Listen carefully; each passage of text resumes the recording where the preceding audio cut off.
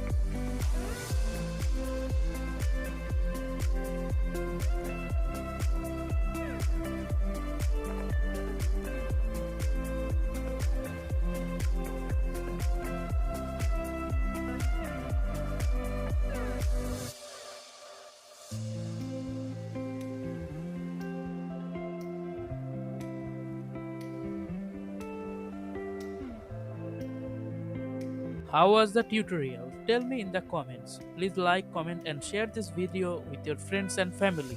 Also, please subscribe and don't forget to click the bell icon for more videos.